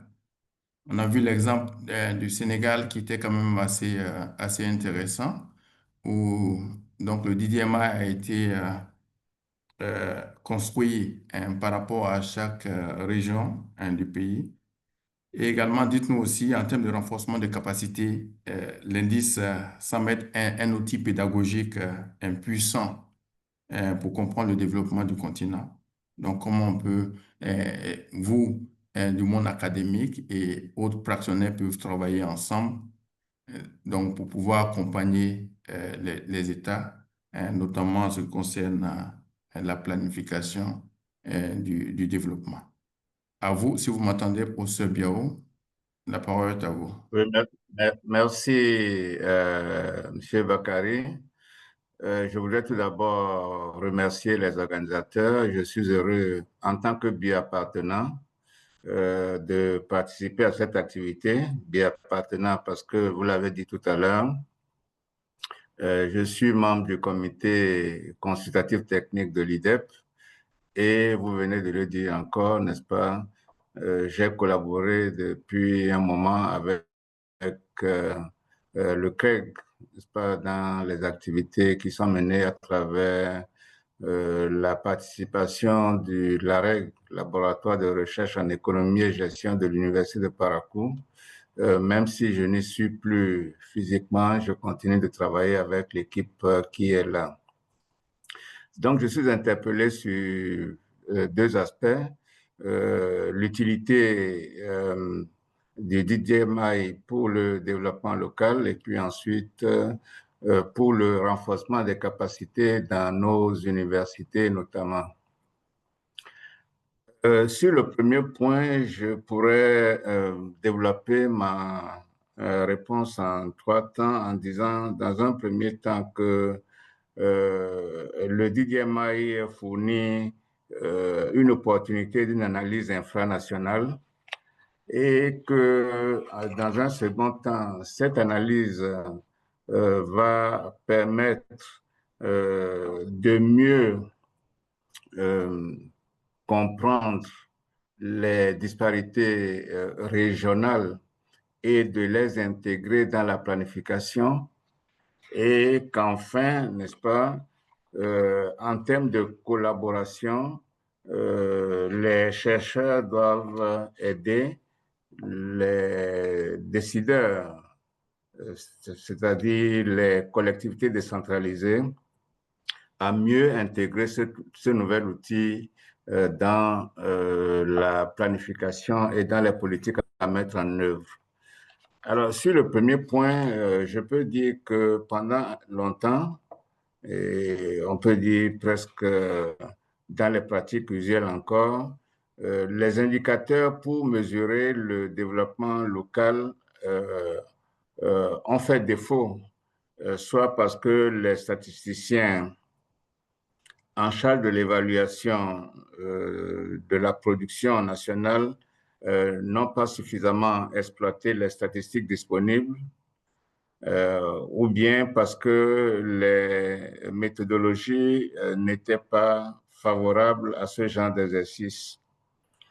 Et à travers les innovations apportées par le DDMI, on peut dire que nous avons là une méthodologie innovante, n'est-ce pas, qui permet de mesurer les efforts de développement au niveau national, donc le DDMI national, mais au niveau infranational, puisque nous avons des DDMI par région, par département notamment. Et ce qui nous permet de bien appréhender les contextes régionaux, mais aussi les disparités entre les différentes régions. Donc, je pense qu'on est là en présence avec le DDMI d'une mine d'informations pour orienter les actions à mettre en œuvre pour favoriser le développement local. Et lorsque on considère les exemples que Latif a donnés tout à l'heure, pour la plupart des pays, notamment en Afrique de l'Ouest, on voit que on peut aujourd'hui avoir une bonne connaissance des disparités et surtout prendre conscience du fait que nous sommes dans des pays où il y a de très forts déséquilibres régionaux, n'est-ce pas? Si vous allez au Sénégal, il y a Dakar et puis il y a le reste, peut-être Dakar et Saint-Louis. Si vous venez au Bénin, il y a Cotonou et puis il y a le reste du pays. Si vous allez à Abidjan, en Côte d'Ivoire, c'est Abidjan et le reste du pays. Bon, même s'il y a des efforts par-ci, par-là pour les corriger. Donc, cette connaissance des disparités est en droite ligne de la problématique du développement local. Il s'agit de voir comment on peut prendre en compte ces différences, n'est-ce pas, pour élaborer des politiques publiques qui tiennent compte, on peut dire, des réalités locales. Et cette problématique a au moins deux conséquences pour les chercheurs en lien avec leur environnement. C'est la nécessité des études infranationales basées sur le DDMI pour mettre en évidence les déterminants, n'est-ce pas, de ces disparités. Bon, l'indice permet de savoir que, bon, pour prendre le Sénégal, il y a par exemple Dakar-Saint-Louis et puis à Matam, je crois que c'est Matam qui est vers la queue, la 13e ou 14e, n'est-ce pas? Mais en prenant et on constate par exemple que il y a certains qui sont derniers en général et qui sont presque premiers pour certaines dimensions. Et donc, ça demande des études différenciées et spécifiques. Et donc, en second lieu, la nécessité de prendre en compte ces disparités dans la formulation des plans communaux de développement. Bon, si je prends le cas du Bénin, c'est les PDC. c'est les PDC qui sont l'instrument opérationnel que les mairies, les collectivités décentralisées ont pour la formulation de leur politique. Et je crois que, bon, dans le cas du Bénin, par exemple, l'AREG gagnerait à travailler avec l'Association nationale des communes, n'est-ce pas, pour faire en sorte que les prochaines générations de PDC prennent en compte les résultats que nous trouvons, n'est-ce pas, à travers le DDMI. Cela m'amène, n'est-ce pas, à montrer que la collaboration entre les universités et les collectivités va constituer un levier essentiel pour la prise en compte du DDMI dans les politiques de développement local. Alors, quelques pistes quand même pour illustrer ce que je veux dire par là. Il serait important d'avoir une meilleure coordination des acteurs, l'État central, les universités, les collectivités locales. Et à ce niveau, je vais donner un exemple, n'est-ce pas, puisque je suis un ancien responsable de l'Université de Parakou. Nous avons développé, pour résoudre le problème autant des stages de nos étudiants en médecine que de l'offre de soins de santé dans les collectivités locales, dans les communes, si on peut dire, signer un partenariat tripartite entre l'université, les hôpitaux de zone, comme on les appelle ici, et les communes, de telle sorte que la faculté envoie ses étudiants, la mairie a sa part à jouer dans la logistique et les étudiants font leur stage dans les hôpitaux. Ils apprennent, mais ils contribuent à améliorer les conditions de prise en charge des malades. Donc, en gros, c'est ce premier point. Si je peux me résumer, cette synergie va permettre de garantir la mobilisation de tous, n'est-ce pas, pour la mise en œuvre de projets de développement adaptés aux spécificités locales.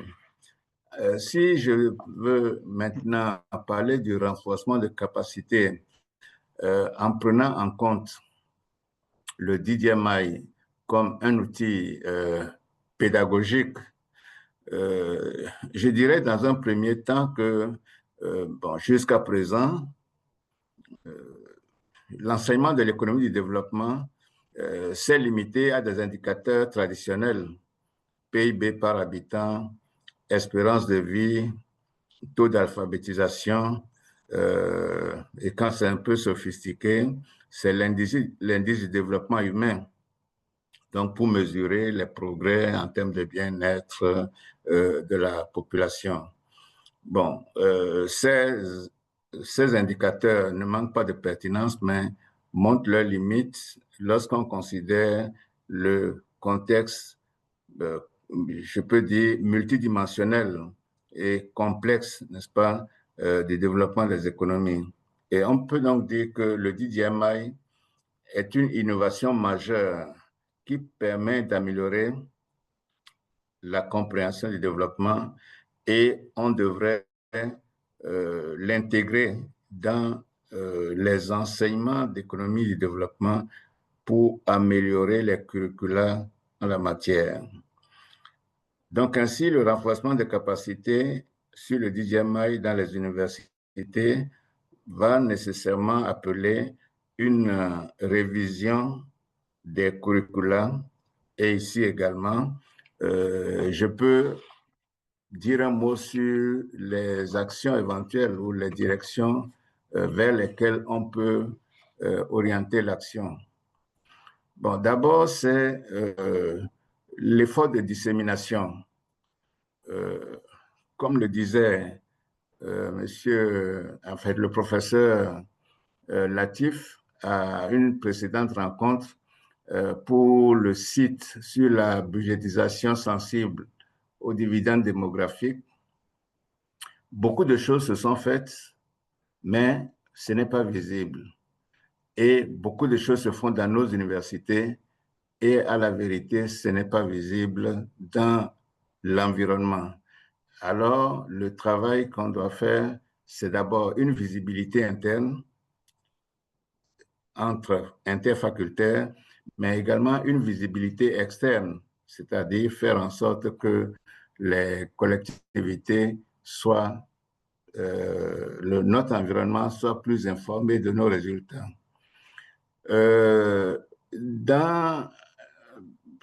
Dans une deuxième étape, il serait souhaitable que cette collaboration entre institutions de formation se fasse de façon concertée. Nous avons des écoles et instituts de démographie et de statistique, et nous avons des facultés de sciences économiques. Comme l'a dit le statisticien tout à l'heure, c'est essentiellement pour le moment une affaire des économistes, mais les démographes ont besoin d'être mieux informés de comment ça fonctionne, en fait, les nouvelles méthodologies qui conduisent à l'élaboration du DDMI. Donc, il faut que, par exemple, à l'Université de Parakou, la FASEG et l'École nationale de statistique, de planification et de démographie travaillent ensemble, n'est-ce pas, pour qu'on ait des statisticiens et des démographes mieux formés.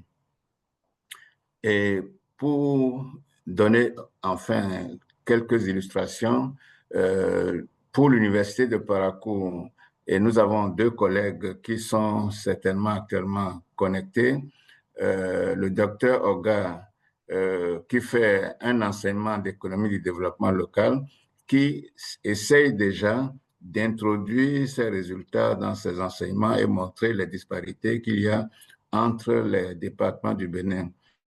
Et le jeune collègue Camille Guizimé, vous avez une minute. Oui, j'ai fini dans moins d'une minute, je l'espère, qui fait un cours d'attractivité économique territoriale et qui également intègre dans ses enseignements l'indice synthétique, n'est-ce pas, sur les aspects réseau et territoire.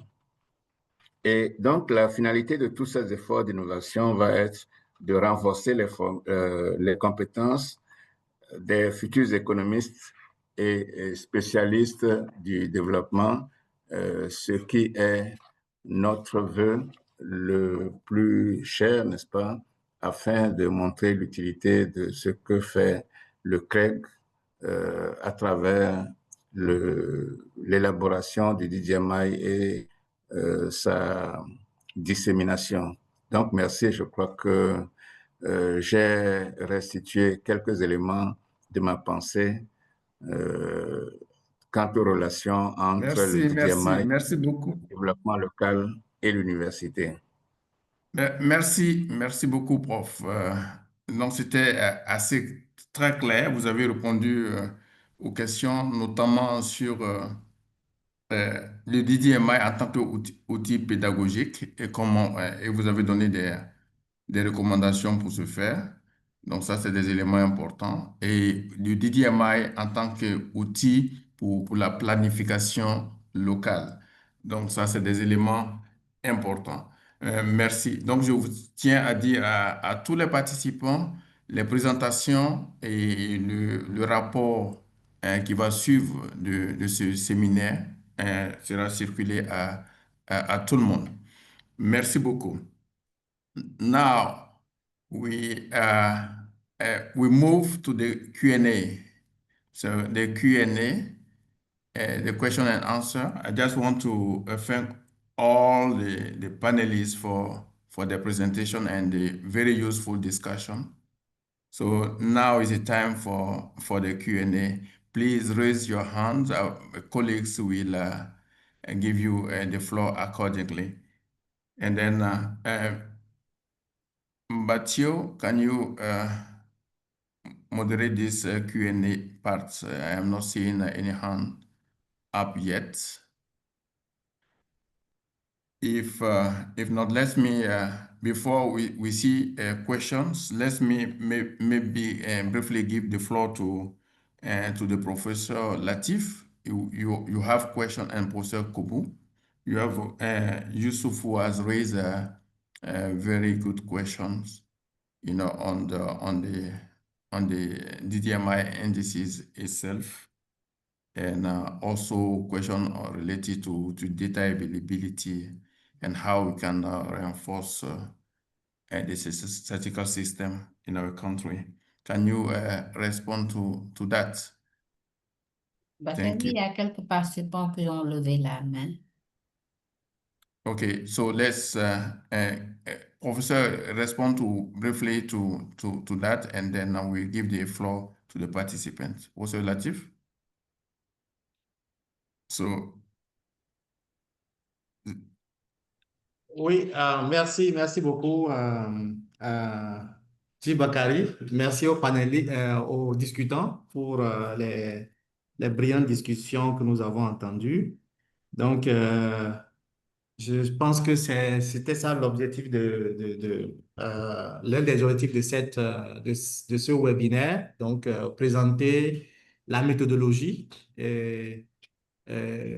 principalement la méthodologie, parce que les résultats, si on doit présenter les résultats, on va peut-être prendre une autre session. Je pense que Chief Bakari va revenir sur ça à la fin. Mais pour aller sur les questions, bon, déjà, moi, je suis statisticien à la base, donc avant d'aller à l'université. Donc, j'ai fait plus de 10 ans à l'Institut de statistique de ANSD, Agence nationale de la statistique et de la démographie. Donc, je salue au passage mes collègues qui sont connectés. Donc, c'est après ces 10 ans que je suis parti à l'université. Donc, par rapport aux observations sur les questions de crédibilité, oui, c'est très, très important. Nous avons découvert beaucoup de choses en travaillant de façon étroite avec les pays. C'est que nos pays ont beaucoup de données. Ils ont beaucoup de données. Mais souvent, ces données ne sont pas mises à disposition. On ne les voit pas. Ce pas des données qui sont en ligne. Donc, ça, c'est la première chose. On est surpris d'entendre ça parce que souvent, quand on cherche sur les bases, sur Internet, on regarde, on ne voit pas ces données.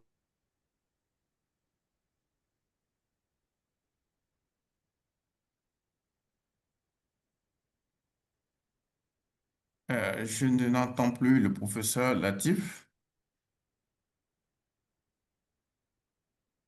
Professeur Latif, je ne vous entends plus. Est-ce que vous êtes avec nous ou bien c'est moi qui ne suis pas avec vous? On donne un indice de ce genre, un indice On vous entend synthétique. maintenant, allez-y.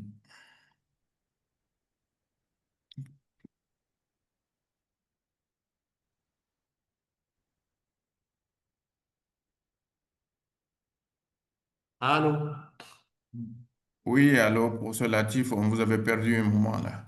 Est-ce que vous pouvez résumer? On a les 3 mains qui sont là. On va Ok, passer donc je disais que, désolé, donc je pense que, genre, j'étais en train de dire que pour les aspects de crédibilité, donc nos pays ont des données qui ne sont pas forcément en ligne. En fait, c'est la première chose qu'on découvre.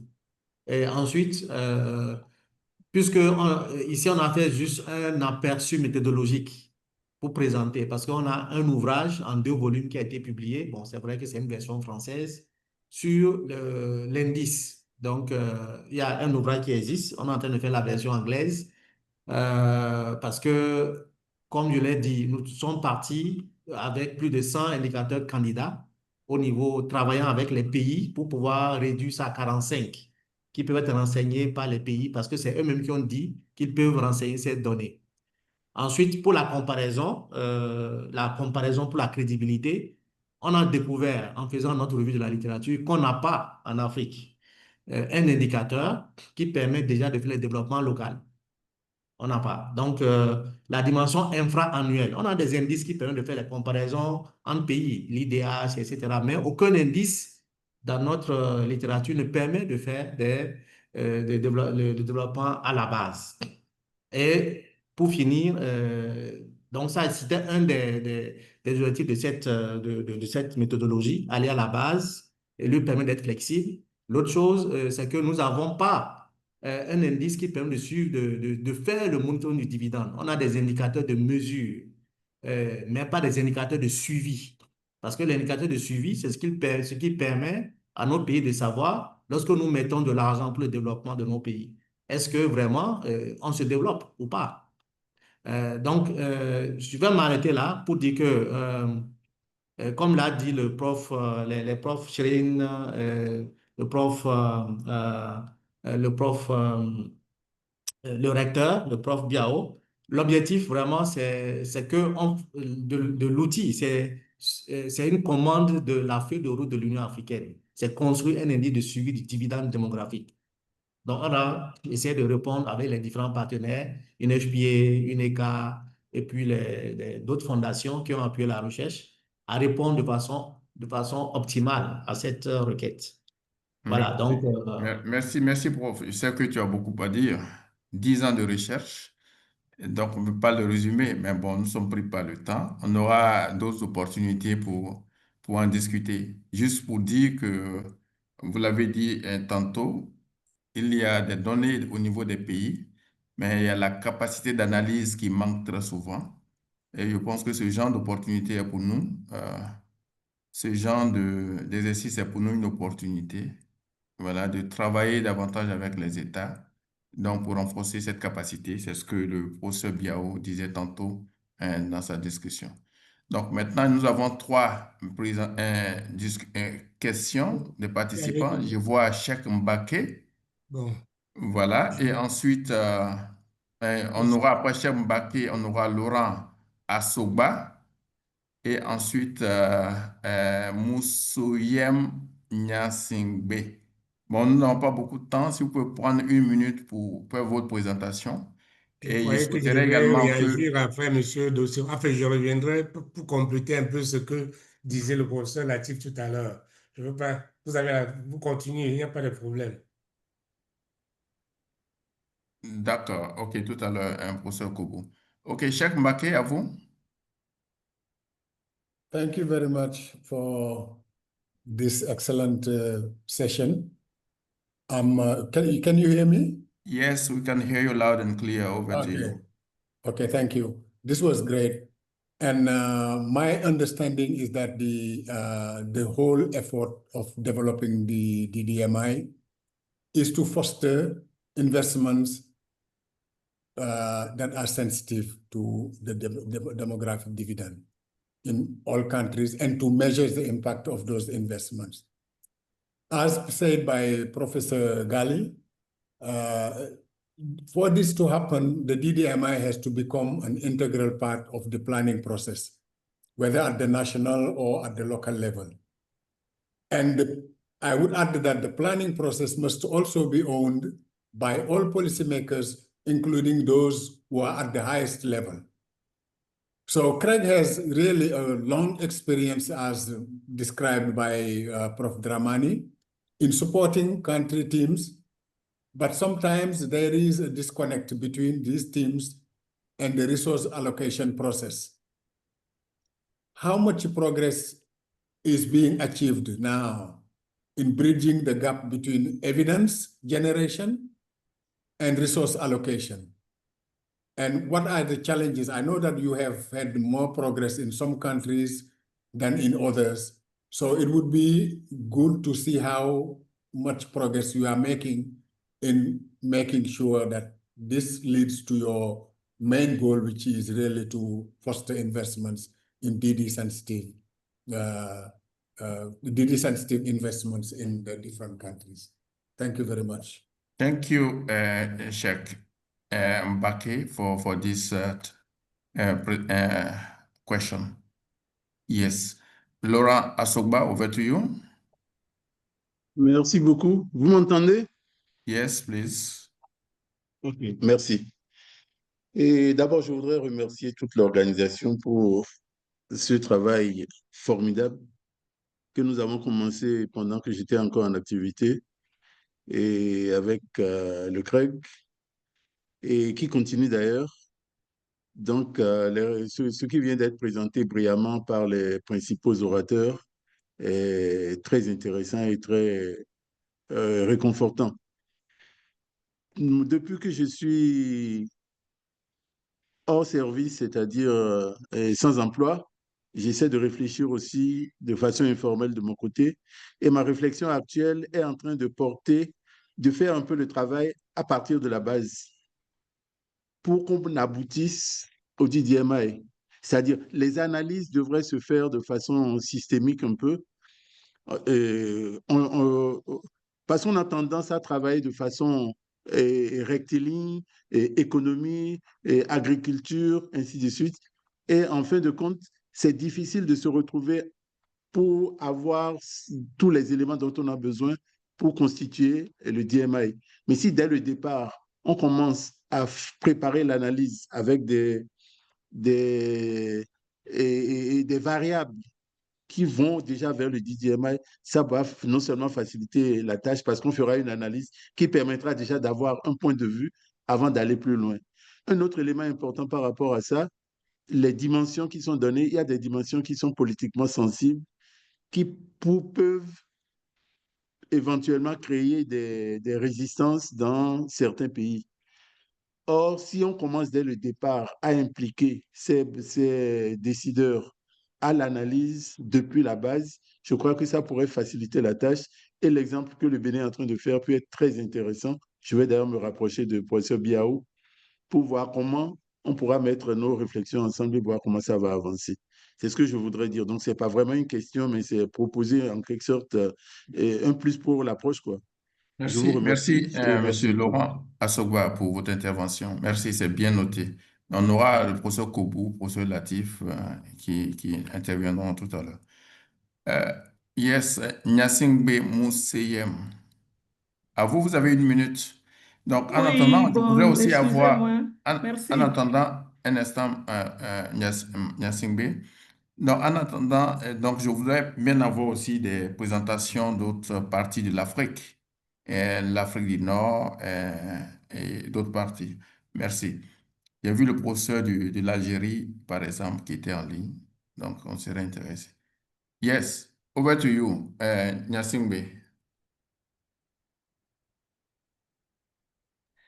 Merci, toutes mes excuses. Je suis rentrée en retard au webinaire. Je voulais savoir si on aura toutes les présentations présentantes. Merci beaucoup.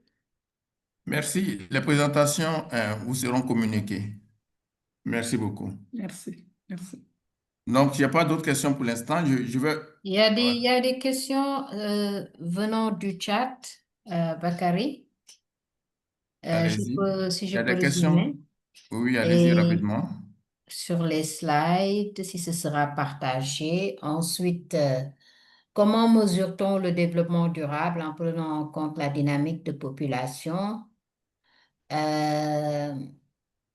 Il y a une préoccupation aussi sur qu'est-ce que les pensées de René Dupont. On est peuplé, on est pauvre parce qu'on est peuplé, on est peuplé parce qu'on est pauvre. Et là, et jusque-là, l'Afrique, pourquoi l'Afrique reste en rade? Quelles seront les raisons? Merci. Il y a quelqu'un qui demande aussi à intégrer les réseaux.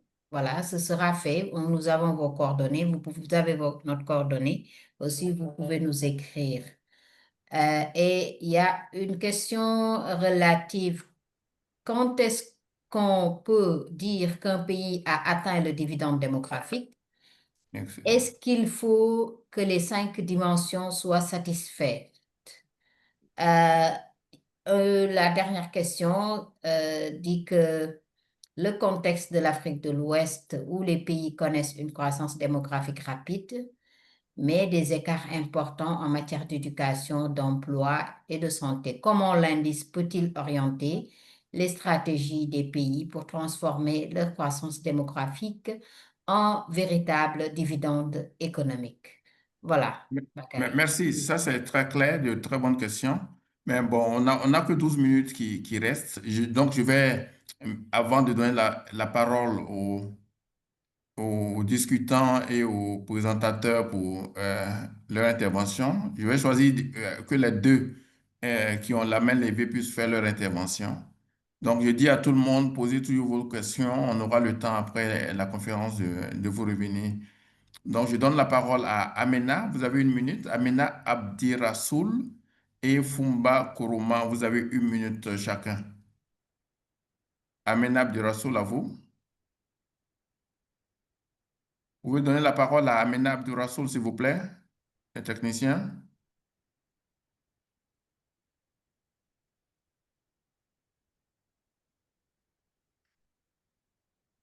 Et ensuite à Fumba. Amena, à vous.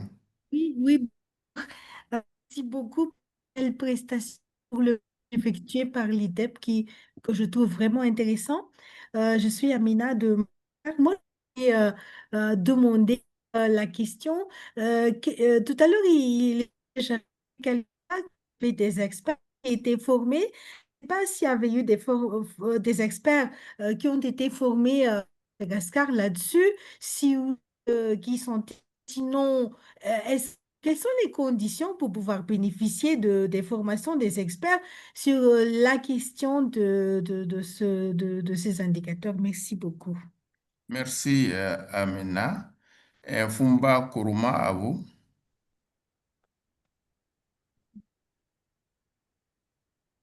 Fumba Kourouma, vous avez 1 minute.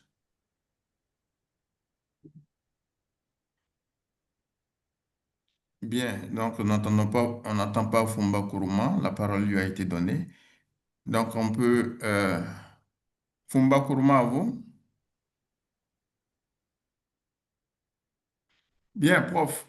Voilà, professeur Kobou, un professeur Latif, nous avons 10 minutes pour partir. Est-ce que maintenant vous pouvez répondre donc aux différentes questions qui ont été posées?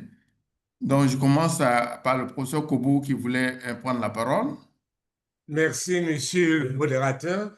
Il y a beaucoup de questions et malheureusement, comme nous n'avons pas eu beaucoup de temps pour pouvoir rester dans le cadre méthodologique qui a été posé, il y a des réponses aux questions qui se trouvent déjà dans le document qu'on a développé tout à l'heure.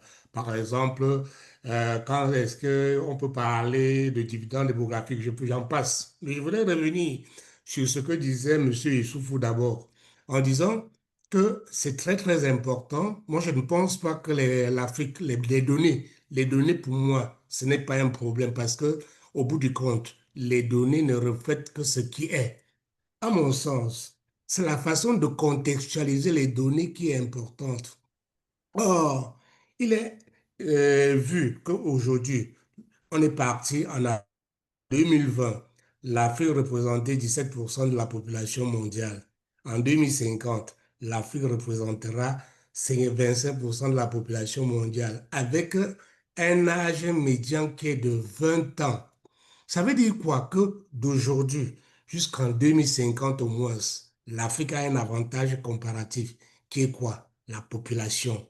Aujourd'hui, nous voyons les Africains se balader, mourir en mer, aller au Canada, aller partout, alors qu'en fait, il s'agit de développer l'Afrique. C'est pour cela que l'indicateur qui est l'indice, et je préfère bien la version française, l'indice de suivi du dividende démographique. Ça veut dire que il est important que nous observions déjà qu'il y a un dividende démographique. Comment est-ce que nous allons transformer ce surplus de la main-d'œuvre en quoi? En bénéfice économique. Il s'agit ici de montrer comment on doit mobiliser la jeunesse africaine au service de la croissance, au service. J'ai entendu quelqu'un dire tout à l'heure que oui, le développement durable, en fait, nous sommes aujourd'hui dans la perspective du développement durable. Et il est important que l'indice de suivi du dividende démographique, qui est un indicateur de suivi du développement, soit un élément important qui doit nous permettre de suivre la route pour le développement. Parce qu'aujourd'hui, il ne faut pas avoir peur de le dire, les Africains travaillent au jour le jour sans avoir quoi? Quelque chose qui doit nous donner la route, qui doit nous donner le chemin à suivre. Aujourd'hui, l'indicateur de dividende démographique doit être un indicateur. Quand je parlais l'autre jour, le professeur Latif a présenté le budget, le budget sensible la budgétisation sensible au développement démographique, pardon, au dividende démographique. Ça veut dire quoi? Comment est-ce que nous allons utiliser cet indicateur pour mieux orienter un budget dans un pays afin qu'il atteigne les objectifs de développement en mobilisant quoi? Les dimensions que nous avons mis ici. Que ces dimensions ne sont pas les dimensions uniques, hein, c'est grosso modo. Mais c'est un indicateur de lisibilité. Autrement dit, aujourd'hui, si en Afrique, de manière générale, les gens travaillent au coup par coup, c'est-à-dire sans repère, il est important que nous ayons alors le temps d'avoir un indicateur comme celui-là qui va nous permettre de nous donner la voie à suivre. Et c'est pour cela que les recherches qui doivent être menées dans ce sens-là doivent intégrer les dimensions spécifiques. Et je rejoins de ce point de vue-là M. Issoufou en disant que oui, l'indicateur, ce n'est pas un problème de manque de pertinence, c'est un problème qu'il faut toucher la réalité. Le cadre théorique que j'ai essayé d'esquisser, c'est un cadre théorique qui vient d'ailleurs. Mais bien entendu, on doit essayer de se dire maintenant qu'en Afrique, c'est quoi le revenu du travail? C'est quoi les transferts? C'est quoi? Donc, toutes ces questions-là doivent être mobilisées pour pouvoir prendre la réalité au quotidien dans nos pays de manière à ce que cet indicateur soit le reflet du développement recherché. Donc, en quelque sorte, l'outil est là, mais à nous de contextualiser cet outil pour pouvoir mieux avoir les éléments nous permettant de suivre la meilleure voie pour arriver à l'émergence économique. L'Union africaine parle de l'UA 2063. Alors, c'est un indicateur pertinent à mon sens. Et c'est pour cela qu'il est important que nous mettions en phase la recherche pour contextualiser cela. La contextualisation de l'indice est un élément fondamental. Merci. Merci, professeur Kobo, par rapport à ces réponses. On sait qu'on ne peut pas faire des réponses individuelles à tous ceux qui ont présenté, mais les organisations vous reviendront. Mais je laisse maintenant la parole au professeur Latif. Nous avons 4 minutes pour la fin de la Merci. session. Donc, si vous pouvez, en 2 minutes. Oh, merci, je vais juste prendre 2 minutes. Déjà, Oui. je voulais remercier notre doyen et notre mentor aussi, hein, chez Mbaké, parce qu'il nous a beaucoup accompagnés. Donc, c'est l'occasion de reconnaître ça aussi, parce que, en tout cas, merci, chez Mbaké, pour l'accompagnement ces dernières années dans les moments très difficiles. Donc, par rapport à votre question, je pense aujourd'hui, le défi, parce qu'on a eu des défis tout à l'heure, vous voyez qu'il y a cette question de formation des experts. Donc, comme l'a dit Chembaki, on a travaillé avec des pays, c'est-à-dire des commandes pays. Donc, tout ce que vous avez vu qu'on a fait, c'est les pays qui ont commandé. C'est-à-dire que ce n'est pas que le CNEC l'a fait spontanément. Les pays ont demandé et via une HPA, via une ECA, via d'autres institutions, on a fait les appuis. Mais aujourd'hui, on a développé avec, je pense que c'est le cadre ici avec l'IDEP, on a développé des certificats, on est en train de développer des formations certifiantes, diplômantes, des progiciels pour permettre aux gens à nos pays d'avoir ce qu'on a dit, je crois que Chip Bakary l'avait dit, la puissance d'analyse.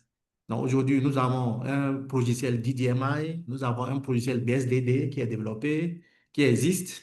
Nous avons des certificats pour former des spécialistes dans les pays pour pouvoir faire tous ces calculs, ces analyses pour la nouvelle génération de planificateurs.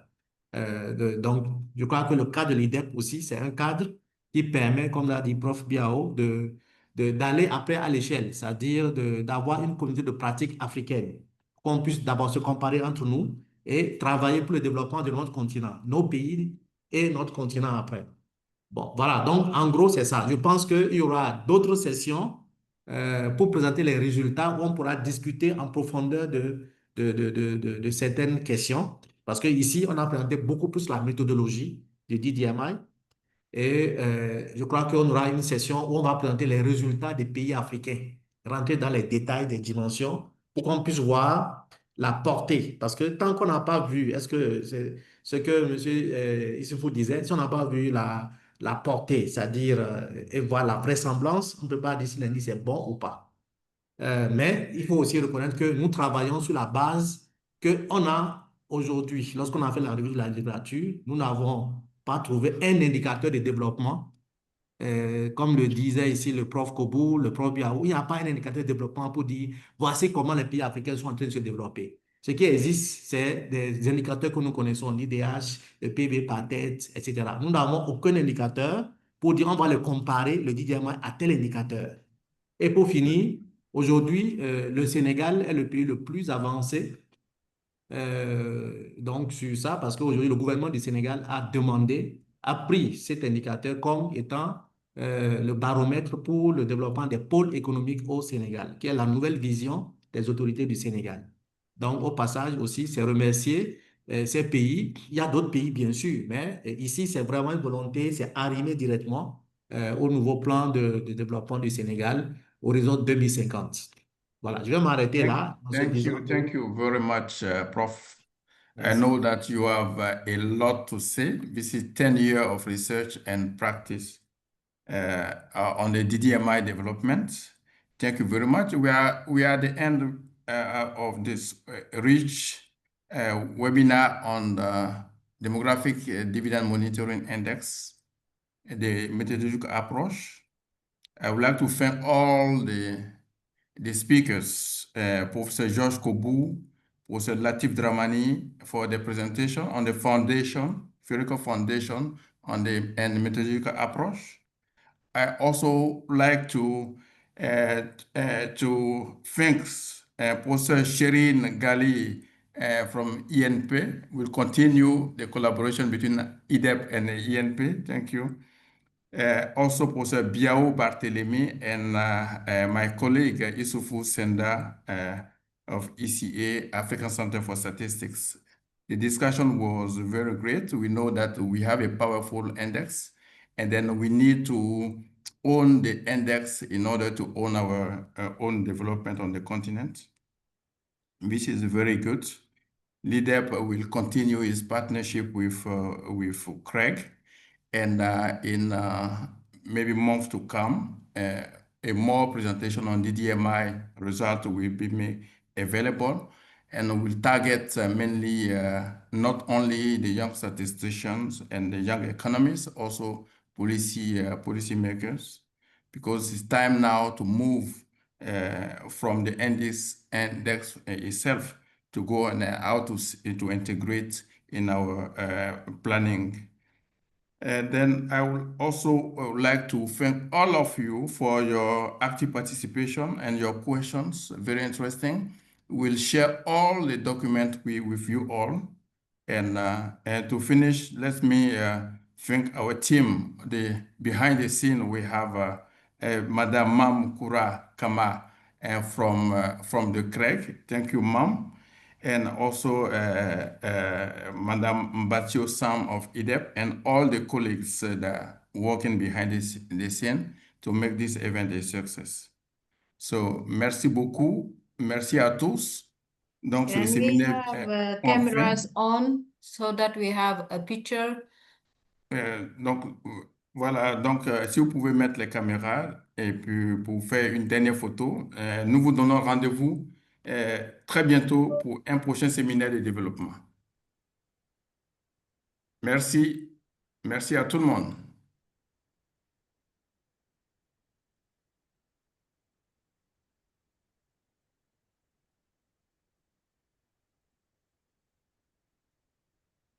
OK, merci. Si tout est propre, merci.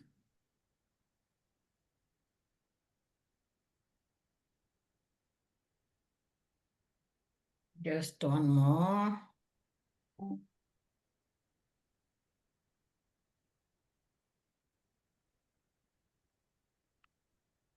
Thank you to all, and see you.